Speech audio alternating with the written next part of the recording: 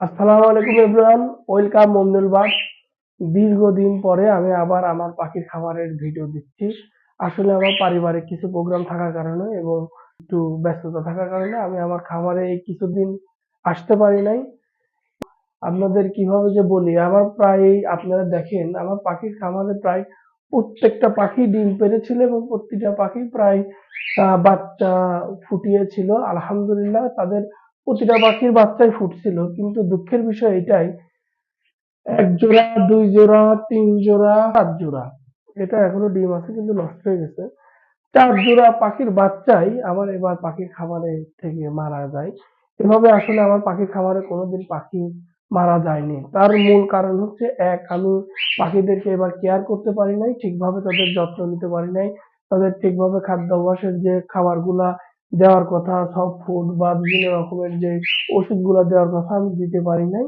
আর দ্বিতীয়ত হচ্ছে, আসলে পাখিদেরকে সময় না দিলে কখনোই পাখিরা সঠিকভাবে, পাখিদের সময় না দিলে আসলে পাখিরা কোনোভাবেই তাদের যে স্বাভাবিক যে গ্রোথ আছে সেটা ঠিক থাকে না। তার প্রমাণ আমি এবার পেলাম। যার ফলশ্রুতিতে আমার পাখির বাচ্চা সবগুলাই প্রায় মারা গেছে। আমি পাখির থেকে সব, যতগুলো আমার বক্স ছিল সব খুলে ফেলেছি।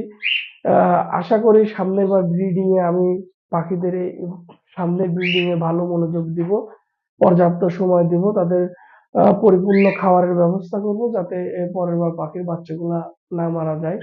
তো যেহেতু পাখি মারা গিয়েছে, এখন তো হায়াত তো সব আল্লাহ তাআলার হাতে। তো এই ব্যাপারে তো আমার আপসেট হওয়ার কোনো কারণ নাই, যদিও আমার এখানে গাফিলতি ছিল। কিন্তু এবার আমি চেষ্টা করব যে পাখিদের এবার পরিপূর্ণভাবে রেস্ট দিতে। দ্রুত আবার ব্রিডিং এ না নিয়ে আসার জন্য আমি এবার চেষ্টা করব পরিপূর্ণ রেস্টটা দিব, যাতে পাখিরা এবার ওরা পরিপূর্ণ গ্রোথ নিয়ে তারপর যাতে ডিম পাড়তে পারে, আগামীতে যাতে তাদের বাচ্চাগুলা ভালোভাবে মানুষ করতে পারে বা তাদের বডি ফিটনেস যাতে ভালো থাকে, এজন্য এবার আমি পরিপূর্ণ তাদেরকে রেস্ট দিব। তো যাই হোক বন্ধুরা, আহ আপনারা আমার পাখি খামারের জন্য দোয়া করবেন। এবার আমার প্রায় আহ ৩ থেকে ৪ জোড়া পাখি পাওয়ার কথা ছিল, কিছুই পাই নাই। আগামীতে যাতে আমি পাইতে পারি এজন্য সবাই দোয়া করবেন। এবং সেই সাথে আপনাদেরকে একটু দেখাই, আমার এক জোড়া পাখি শুধুমাত্র এখন ডিম পেড়ে বাচ্চা ফুটিয়েছে। সেই পাখিগুলো এখন তা দিচ্ছে তার মা। দেখে আমি একটু সরাই দিয়ে যদি আপনাদেরকে যদি একটু দেখাইতে পারি।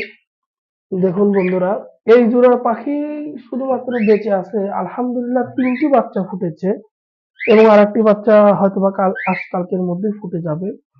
আহ চেষ্টা করব এই ৪টা বাচ্চা যাতে আমি এবার তাদেরকে বাঁচায় রাখতে পারি। তো সবাইকে ধন্যবাদ। সবাই আমার পাখির বাচ্চার জন্য দোয়া করবেন। আসসালামু আলাইকুম।